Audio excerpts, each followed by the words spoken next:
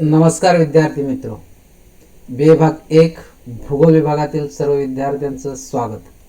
विद्यार्थी मित्रो, आज आपण पुन्हा भेटतोय भूगोल या विषयाच्या अभ्यासाच्या संदर्भात.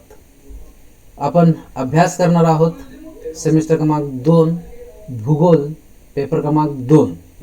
मागील तासाला आपण या विषयाचा अभ्यासक्रम काय आहे त्या संदर्भात थोडीशी माहिती जाणून घेतली. पुन्हा एकदा मी तुम्हाला सांगतो, रिपीट करतो. बी ए भाग 1 भूगोल सेमिस्टर क्रमांक 2 आणि पेपर क्रमांक 2 याचं टायटल आहे ह्युमन जॉग्राफी, म्हणजेच मानवी भूगोल. या मानवी भूगोलाचा अभ्यासक्रम काय आहे तो आपण मागील तासाला पाहिला. त्यानुसार एकूण 4 टॉपिक्स आहेत. किती टॉपिक्स आहेत? एकूण 4 टॉपिक्स आहेत. पहिला टॉपिक कुठला आहे? मानवी भूगोलाची ओळख किंवा मानवी भूगोल परिचय. दुसरा टॉपिक जो आहे तो लोकसंख्या. तिसरा टॉपिक जो आहे तो सेटलमेंट. आणि चौथा टॉपिक जो आहे तो कृषी किंवा शेती. आता याच्या पाठीमागे मी तुम्हाला मागच्या तासाला असं सांगितलं होतं की बाबा हा जो भूगोलाचा पेपर जो आहे तो आम्ही दोघंजण तुम्हाला शिकवणार आहोत. आमचे सहकारी प्राध्यापक UD पाटील सर आणि मी.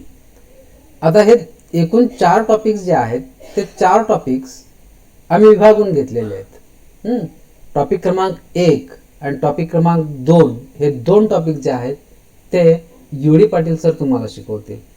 आणि टॉपिक क्रमांक 3 आणि टॉपिक क्रमांक 4 जो आहे हे 2 टॉपिक मी स्वतः तुम्हाला शिकवेन.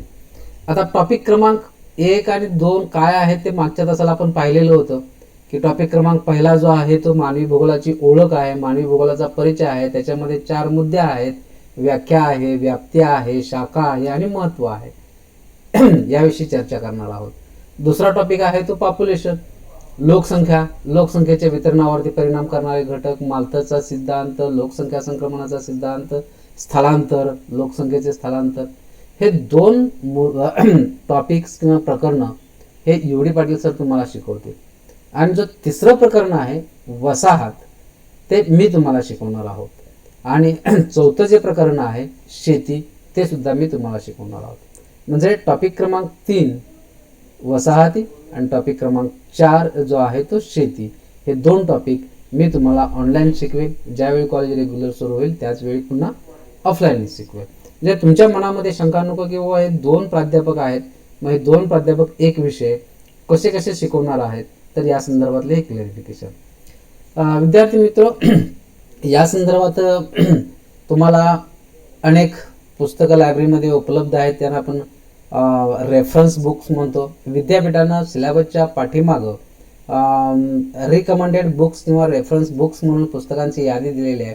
याच्यातील बहुतांशी पुस्तकं हे इंग्लिश मिडियमचे आहेत. तुम्ही जर तुमचं इंग्लिश चांगलं असेल, तुम्हाला आवडत असेल इंग्लिश वाचणं, तर ते तुम्ही यापैकी बहुतांशी पुस्तकं आपल्या लायब्ररीमध्ये आहेत, ते तुम्ही अभ्यासू शकता. याच्याबरोबर मराठी ही काही पुस्तकं आहेत. उदाहरणार्थ सौदी आणि कोळकर यांचं लोकसंख्या भूगोल आहे, ताचोळ यांचं लोकसंख्याशास्त्र आहे, पवार, आडसूळ आणि फुले यांचं मानवी भूगोल हे एक पुस्तक आहे, सावंत प्रकाश यांचं मानवी भूगोल हे एक पुस्तक आहे, खतीब के या सरांचं मानवी भूगोल हे एक पुस्तक आहे, घारपुरे विठ्ठल मानवी भूगोल हे पुस्तक आहे. याच्याबरोबर असंख्य कृषी भूगोल आहे, वसाहती भूगोल आहे, नागरी भूगोल आहे. ही वेगवेगळ्या टॉपिक्सना अनुसरून जे पुस्तकं आहे ते पुस्तकं आपल्या लायब्ररीमध्ये आहेत. ते तुम्ही ज्यावेळी कॉलेज सुरू होईल त्यावेळी तुम्ही त्या पुस्तकांचा वापर करू शकता आणि अधिकचा अभ्यास करू शकता. याच्याशिवाय ऑनलाईन काही प्लॅटफॉर्म्स आहेत की ज्या प्लॅटफॉर्म्सवरती तुम्हाला अभ्यासक्रमाला अनुसरून जर सूक्ष्म अभ्यास करायचा असेल तर तुम्हाला वेगवेगळ्या प्रकारच्या वेबसाईट्स, वेगवेगळ्या प्रकारचे प्लॅटफॉर्म उपलब्ध आहेत. त्यांच्या वेबसाईट मी या ठिकाणी तुम्हाला देतो. पाठशाला म्हणून हे शासकीय जे हे आहे प्लॅटफॉर्म आहे की याच्यावरती तुम्हाला आपल्या विषयाच्या संदर्भात विस्तृत माहिती उपलब्ध आहे. मुक्स नावाचं एक प्लॅटफॉर्म आहे NPTEL, त्याची ही वेबसाईट या ठिकाणी तुम्हाला दिलेली आहे. याच्यावरतीही अनेक लेक्चर्स आहेत, व्हिडिओज आहेत. दुसरं मुक स्वयं, याही ठिकाणी काही PDFs आहेत, काही लेक्चर्स आहेत किंवा अनेक मटेरियल्स त्या ठिकाणी स्टडी मटेरियल उपलब्ध आहे. त्यानंतर national digital library of India, याही ठिकाणी काही पुस्तकं आहेत, काही लेख आहेत किंवा काही टॉपिकची माहिती सविस्तरपणे दिलेली आहे. आणि शिवाजी युनिव्हर्सिटीची लायब्ररी आहे की ज्या लायब्ररीचा तुम्ही ऑनलाईन लायब्ररीचा सुद्धा वापर करू शकता ई रिसोर्सेस या अंतर्गत. आणि हे तुम्हाला जर अधिकचा अभ्यास करायचा असेल, बरेचसे विद्यार्थी आत्तापासूनच काय की MPSC आणि UPSCचा अभ्यास करतात. MPSC आणि UPSCचा अभ्यास करणारे विद्यार्थी फक्त आपल्याला सिलेबस पुरता मर्यादित अभ्यास करत नाहीत, तर ते अवांतरही त्यांचं वाचन जास्त असतं किंवा आपल्या सिलेबसला अनुसरून डीपमध्ये जो काय भाग आहे तो भाग अभ्यासत असतात. आणि मग अशा विद्यार्थ्यांच्यासाठी ही वेगवेगळ्या भूगोलाच्या लेखकांनी लिहिलेली पुस्तकं आणि ह्या वेगवेगळ्या प्रकारच्या वेबसाईट की ज्या ठिकाणी तुम्हाला विस्तृत प्रमाणात स्टडी मटेरियल मिळेल, त्याचाही तुम्ही अभ्यास करू शकता. याच्याबरोबरच जर विद्यार्थी मित्र तुम्हाला काही शंका असेल, सिलेबस संदर्भात एखादं लेक्चर तुम्हाला समजलं नसेल, एखादी संकल्पना तुम्हाला समजली नसेल, तर ती तुम्ही आम्हाला विचारू शकता. त्या शंकेचं आम्ही पुन्हा पुन्हा निरसन करू. जोपर्यंत तुम्हाला समजत नाही, उमजत नाही, तोपर्यंत तो भाग आम्ही रिपीट करू. ओके. याच्यानंतरचा एक महत्त्वाचा भाग राहिलेला होता की scheme of teaching and examination. बरोबर आहे. स्कीम ऑफ टीचिंगची पद्धत काय असेल. आता तर ऑनलाईन सुरू आहे, पण ऑनलाईन सुरू आहे बाबा, लेक्चर्स केव्हा केव्हा असतील त्यासाठी महाविद्यालयाने एक टाइम टेबल तयार केलेला आहे. आणि त्या टाइम टेबल प्रमाणे की या विषयाची किंवा प्रत्येक विषयाची लेक्चर्स ही तुम्हाला सध्या तरी ऑनलाईन होतील, असं म्हणजे एक स्ट्रक्चर आहे की मानवी भूगोल या पेपरचं आठवड्याचे एकूण 4 लेक्चर्स असतील. थेरीचे 4 लेक्चर असतील, प्रॅक्टिकल याला नाही. टोटल आठवड्यातून 4 ऑनलाईन लेक्चर होतील. त्यापैकी 2 माझे असतील लेक्चर्स आणि 2 UD पाटील सरांचे असतील. आणि एक्झामिनेशन स्कीम म्हणजे या पेपरचा जो एकूण या पेपरला जे एकूण मार्क्स आहेत ते एकूण 50 मार्क्स आहेत आणि त्याची थेरीची परीक्षा घेतली जाईल. आता नेचर ऑफ क्वेश्चन पेपर आणि स्कीम ऑफ मार्किंग. विद्यार्थी मित्र, या कोरोना महामारीमुळं तुमची पहिली सत्र ही ऑनलाईन परीक्षा घेण्यात आली.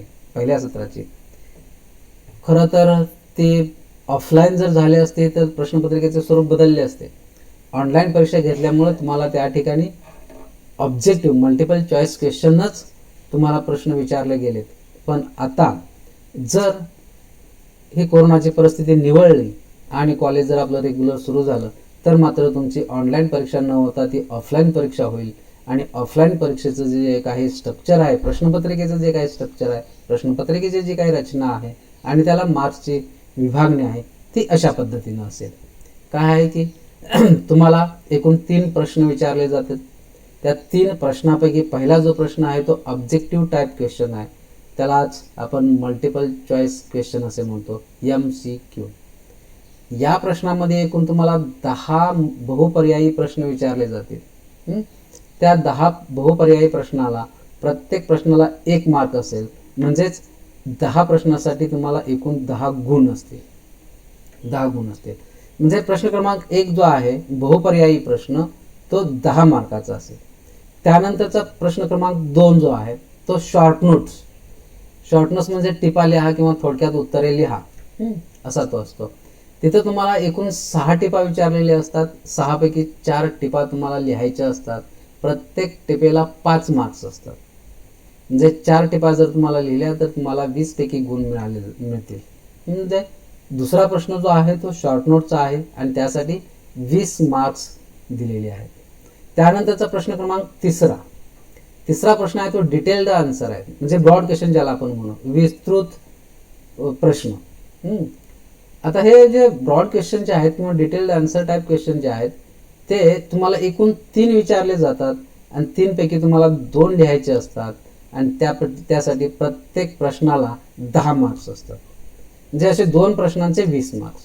म्हणजे प्रश्न क्रमांक 1 10 मार्कासाठी असतो, प्रश्न क्रमांक 2 20 मार्कासाठी असतो, प्रश्न क्रमांक 3 हा 20 मार्कासाठी असतो. म्हणजे असे एकूण 50 मार्काची तुमची परीक्षा घेतली जाईल. आता ही परीक्षा कदाचित ऑफलाईन जर झाली तर हे स्ट्रक्चर असणार नाही. त्यासाठी तुम्हाला संपूर्ण ऑब्जेक्टिव्हच असेल, जसं गेल्या वेळी सेमिस्टरला परीक्षा घेतली त्या पद्धतीनं. जर ऑफलाईन परीक्षा असेल तर हे स्ट्रक्चर मात्र तुम्हाला असेल.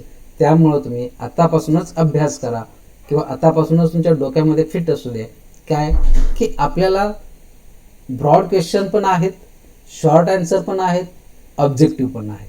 त्यामुळं अभ्यास करत असताना, नोट्स काढत असताना, पॉईंट्स काढत असताना ब्रॉड क्वेश्चन एखाद्या टॉपिकवरती कसा विचारला जाईल शॉर्ट नोट्स एखाद्या टॉपिकवरती कशी विचारली जाईल किंवा ऑब्जेक्टिव्ह एखाद्या टॉपिकवरती कोणकोणते विचारले जातील याचा आपल्याला तुम्हाला अभ्यास करता यायला पाहिजे, याच्या नोंदी तुम्हाला करता यायला पाहिजेत की ज्यामुळं परीक्षेमध्ये तुम्हाला चांगली तयारी होऊन परीक्षेमध्ये जास्तीत जास्त मार्क्स मिळू शकतात.